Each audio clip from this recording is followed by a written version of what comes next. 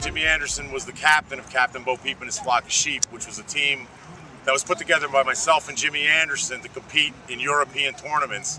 We were the first team to ever play in England. The team consisted of a number of notable players from all around the country. Some of them being Darryl Trent, Vu, O. Pollock, Marty Tripes, several others, Jimmy Anderson, Rainey Boucher. Jimmy and I roomed together on every event we had ever traveled to, and there were many events, probably 40 events or more that we had done together.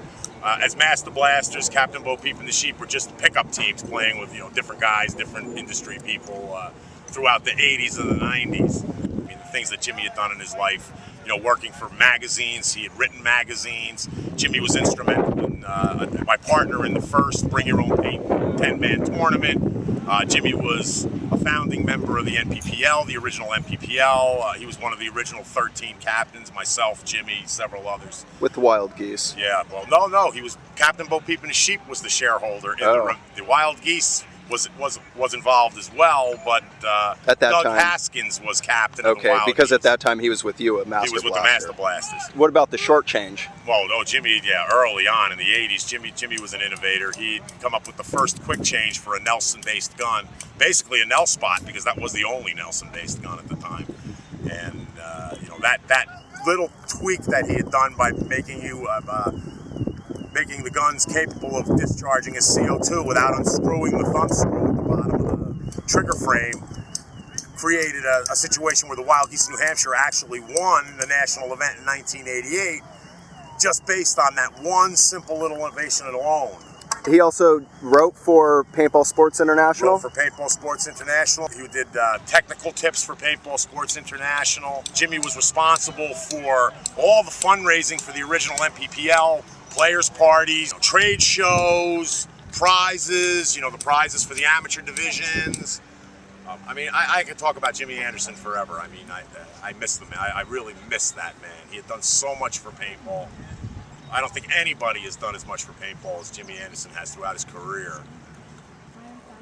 He was a funny, quirky kind of guy. He didn't like a lot of people. He was a pretty nasty little guy, but if he liked you, he's the best friend you could have in his game. Tell me about Jim's mag. Jim's Auto Mag? Yeah. The Bo Peep, Captain Bo Peep Auto Mag? Yeah. Was made, I believe, back in 1992 or 91 by Tom Kay and Airgun Designs. It was given to Jimmy Anderson as a gift. And basically, the gun was Jimmy's gun. Jimmy loved auto mags. I think that was one of his favorite guns of all the guns he's ever owned or used. That marker is one of one, belonged to one of the guys that was probably, an innovator in paintball, probably one of the most well-liked guys in paintball. And Jimmy passed away, and we lost kind of track of what happened to the gun. The guy I bought it from was in England. So what I was thinking, like what I mentioned to you before, is it must have been a gun that when you guys went over, it stayed over there. Right. Well, my thing is, we lost track of it. Yeah. Until I found out that you had it. Yeah.